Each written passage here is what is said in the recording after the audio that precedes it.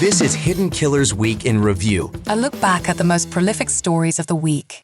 You're listening to the Hidden Killers podcast with Tony Brueski. Featuring attorney, guest, and former felony prosecutor Eric Faddis. The case of Lindsay Shiver, former beauty queen from Georgia, meets a former Auburn University football player in college. Looks like the perfect couple, the football player and the cheerleader, and it all is good and well in the world for many years. On the outside, everybody looks, this is the couple.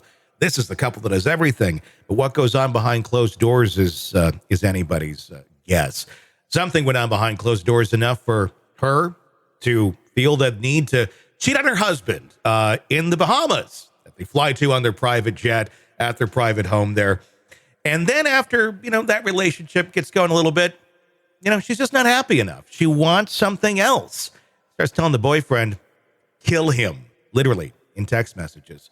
Is it just that? Is that just the words of a frustrated wife that wants some excitement in her life and is just kind of venting? Or does this go much further to a foiled, attempted murder plot? Joining me to discuss, Eric Faddis, defense attorney, former prosecutor.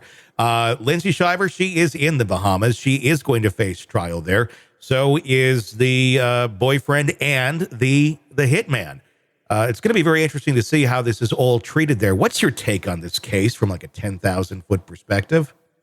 This illustrates just that old adage that looks can be deceiving. Like you said, everything looked so idyllic on the outside, but clearly there was some corrosive, toxic stuff going on within these relationships. And looking at that text message, kill him. If it was just that, if that's all we had. I think some folks might say, oh, people pop off and they get upset and they say things. But when we look at the allegations of cooperation, when we look at enlisting other people towards that end, then it starts to become a little more bona fide in the eyes of some in terms of what that text really meant. How much responsibility lies on the different parties in this case? Because Lindsay, beyond just the kill him, sent the boyfriend many pictures of her husband. This is what he looks like. Enough for the boyfriend to get in contact with his friend to say, I'm almost ready to do this. The friend saying, I'm ready to come out of retirement to do this. Apparently, almost hinting that maybe he's done something like this in the past. But Lindsay's the one who's asking these questions. Those two just seem to be having a conversation. It never got to the point of we're going to go make a hit on him down here at the Piggly Wiggly or something. It was very much, this is what my girlfriend is saying to me. She's the one saying it. So how much culpability comes into play for all these parties? And we are talking about a Bahama court.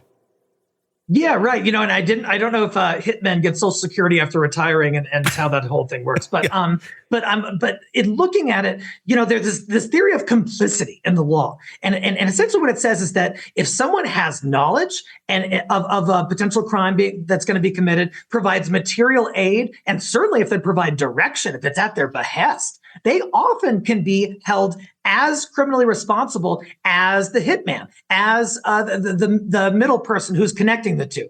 And so even though Shiver, may not have taken specific actions herself to try to carry out a murder, the fact that she is allegedly at the helm of this is really problematic for her and places her really on the same level as the potential hitman in terms of criminal responsibility.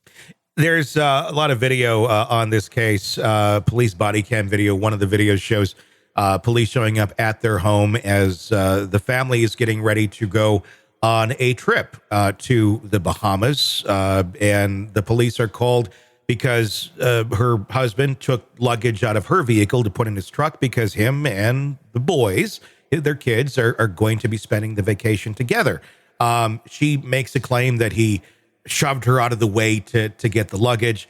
And then it turns out, she really wants to fly on the private jet of the family, not to go on the family vacation together. They can't suck it up, or she can't suck it up enough to go, let's do this for the kids. Let's let our shit sit to the side and be there and help these kids have a happy time. No. She wants to fly on the private family jet of the parents of the husband to go see her boyfriend in the Bahamas.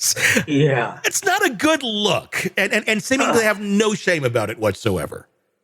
You cringe a little bit when you hear that, because just from a human perspective, and that's the perspective from which the jury's going to be looking at this in part, is who would do that? That just seems so, especially when there's conflict going on and everything else that's depicted in that body camera video. Who would do something like that? A narcissist that has no feelings for anyone other than themselves and can't see the forest, beyond the trees. I mean, I said this the other night on Court TV with Vinny. They have a very good way of cutting their nose off to spite their face. And everyone else can see it, but like, what's wrong? What happened? I kind of feel like that's what's happening here. I think she felt so justified in her actions that she doesn't really see just how absurd they are.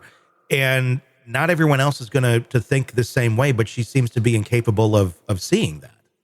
No, I hear you. I think what her side is going to say is like, hey, look, it's easy to kind of get tunnel vision when you're so enmeshed in this high level conflict with a significant other. Sometimes it just, you feel like a certain way, and then you assume that everyone else would see it that way because you're so into it and that's your feeling from it. And what it results in is kind of a detachment from reality, such that onlookers are like, what are you doing? Yeah. Whereas to the person, it seems totally reasonable. Yeah. And that's the scary part with some of these. That's where we're always like, how? Why are they doing it? Because that's how they think. And healthy people do not think that way.